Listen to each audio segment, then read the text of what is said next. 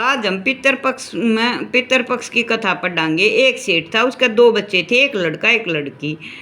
तो समय आने पर सेठ ने अपने दोनों बच्चों की शादी कर दी, लेकिन दुर्भाग्य से सेठ की बेटी विधवा हो गई। उसके 2 बच्चे थे और वो अपना गरीबी में जीवन यापन कर रही थी, लेकिन सेठ बहुत अमीर था।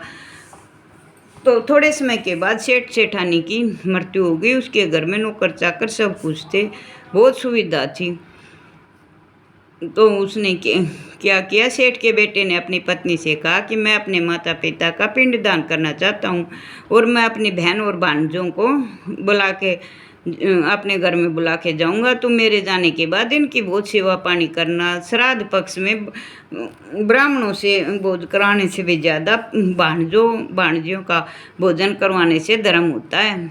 इसलिए आप उनके सुबह पैर धोना और फिर उनको भोजन करवाना, फिर ब्राह्मणों को भोजन करवाना और दान दक्षिणा देना, उनके नए वस्त्र दान करना। तो उसने कहा ठीक है। तो सेठ के जाने के बाद उसने अपने बाड़े में अपने ननद के बच्चों का झोपड़ा डाल दिया और उससे बोला सुबह शाम आके काम कर जाना और आप इस झोपड़े में रहना। और उसने अपने भाई भाभी को बुला लिया। तो वो उसकी ननद सुबह शाम काम करने जाती और जो कुछ जूठा कूठा मिलती वो अपनी ननद को दे दिया करती, लेकिन वो ननद अपने झोपड़े पर भगा दिया करती जूठन को। तो और उसके जो खाना बनाया करती उसके हाथा में जो कण लागे होते, तो वह अपने भाभी के घर न हाथ ना धोया करती, अपने घर न जाके एक हांडी में हाथ धो के गंगा मैया का नाम लेकिन अपने पितरा का नाम लेकिन वह हांडी उस पर चढ़ा दिया करती चूल्हे पर। उसका 56 भोग बन जाया करता, वो अपने बच्चों को खिलाया करती थी। तो एक दिन उसके सेठ के बच्चों ने पूछा, उससे चढ़ाने लगे अपने बुआ के बेटों को, आप तो हमारा जूठन खाते हो? उन्होंने कहा नहीं, हमारी माँ तो हमारे लिए 56 भोग बनाती है, हम तो आपका जूठन नहीं खाते, वो तो हम झोपड़े पे फेंक देते हैं जो मेरी माँ लेके आवा है। तो अगले उन बच्चों ने अपनी माँ को ये सारी बात बता दी। माँ ने सोचा कि ये जरूर छिपा के कुछ लेके जाती होगी, मैं कल इसकी रुखाड़ करूँगी। तो अगले दिन उसने रुखाड़ करी तो वह कुछ नहीं लेके गई। उसने देखा सेठानी ने, उसने तो सिर्फ अपने हाथे कांडी में धोया और वो चूल्हे पे पितरों का नाम और गंगा मैया का नाम लेके चढ़ा दिया। उसी का 56 भोग बन गया। उसने अपने बच्चों को खिलाया। अगले दिन उसके माँ का श्राद्ध, सास का श्राद्ध था। तो उसने अपनी ननद को खाना बनाने के लिए बुलाया और उसने कहा कि भाई जी आज हाथ हमारे घर ही धो के जाना, आप गंदे हाथों से अपने घर मत जाना। तो बोला ठीक है। तो उसने उसके घर हाथ धो दिए और अपने घर चली गई। तो उसके बच्चों ने खाना मांगा तो उसने कहा कि बेटा आज हमारा व्रत है, नानी का श्राद्ध है, इसलिए आप पानी पी कर सो जाओ। पानी पी के सो गए। अगले दिन उसका पिता का श्राद्ध था।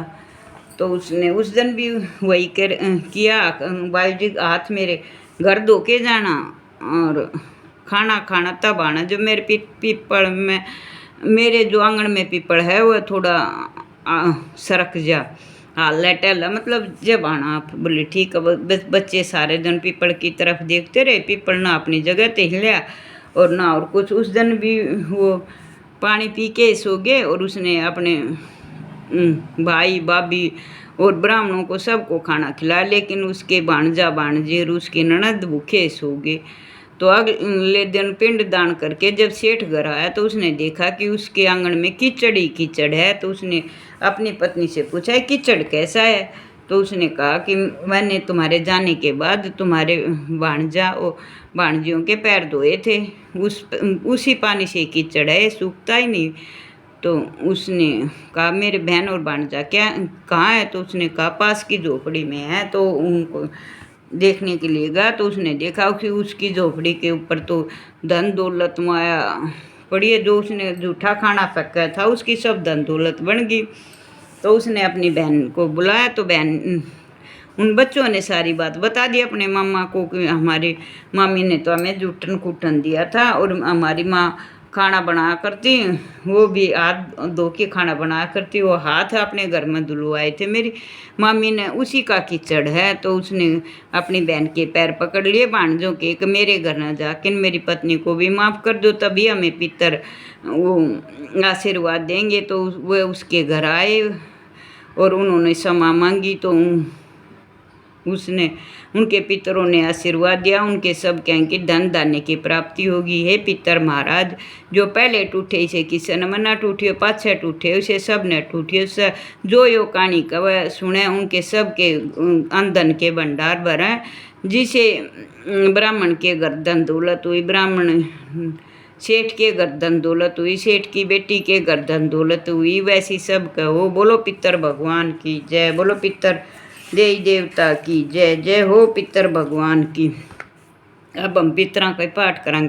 हे पितरेश्वर, आपने दे दिया आशीर्वाद, चरणाशीष नवा के रख दो सिर पर हाथ। सबसे पहले गणपत, पाछा घर का देव मनाओ जी। हे पितरेश्वर, दया राखियो, करियो मन की चाह जी।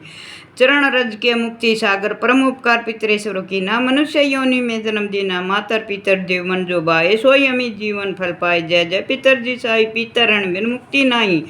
चारों ओर प्रताप तुम्हारा, संकट में तेरा ही सहारा। नारायण आधार सृष्टि का, पितर जी अनुसूची दृष्टि का। प्रथम पूजन प्रभु आज्ञा सुनाते, भाग द्वार आप ही खुलवाते। झुंझुनू में दरबार है साजे, सब देवों संग आप विराजे। प्रसन्न हो मनवांछित फल दीना, कुपित हो बुद्धि हर लीना। पितर महिमा सबसे न्यारी, जिसका गुण गावे नर नारी। तीन मंडपे आप विराजे, वसुरुद्र आदित्य में साजे। नाथ संकल संपदा तुम्हारी, मैं सेवक समेत सुत नारी। 56 भोग नहीं है बातें, सुजल से ही तृप्त हो जाते। तुम्हारे भजन परम हितकारी, छोटे बड़े सभी अधिकारी। बानो उदय संग आप पुजावे, पांचों अंजलि जल रिझावे। ध्वज पताका मंडपे साजे, अखंड ज्योति में आप विराजे। सदियों पुरानी ज्योति तुम्हारी, धन्य हुई जन्मभूमि हमारी। शहीद हमारे यहाँ पूजाते, मातर भक्ति संदेश सुनाते। जगत पितरों सिद्धांत हमारा, धर्म जाति का नहीं है नारा। हिंदू मुस्लिम सिख ईसाई सब पूजे पितर भाई।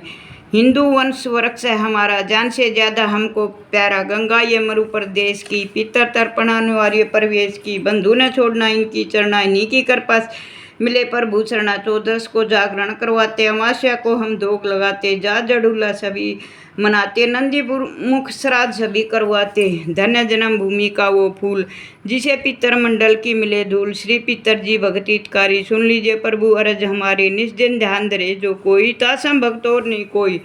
तुम अनाथ के नाथ सहाय, दीनन के तुम सदा सहाय। चारिक वेद प्रभु के साखी, तुम भक्तन की लज्जा राखी। नाम तुम्हारो ले जो कोई, तासम धन और नहीं कोई। जो तुम्हारे न्यू पाप लौटत, नो सिद्धि चरणों में लौटत। सिद्धि तुम्हारी सब मंगलहारी, जो तुम पे जाओ बलिहारी। जो तुम्हारे चरणा चितलावे, ताकि मुक्ति अवश्य हो जाए। सत्य भजन तुम रोजो गाए, सो निश्चय चारों फल पाए। तुम्ही देव कुल देव हमारे, तुम्ही गुरुदेव प्राण से प्यारे। सत्य आसमन में जो होई, मनवांछित फल पावे सोई। तुम्हारी महिमा बुद्धि बढ़ाई, शेष मुख सके न गाई। मैं ती दीन मलिन दुखियारी, करूँ कौन विधि विनय तुम्हारी।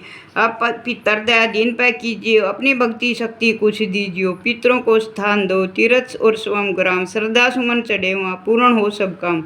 झुंझुनू धाम विराजे पितर हमारे महान, दर्शन से जीव सफल हो, पूजे सकल जहान।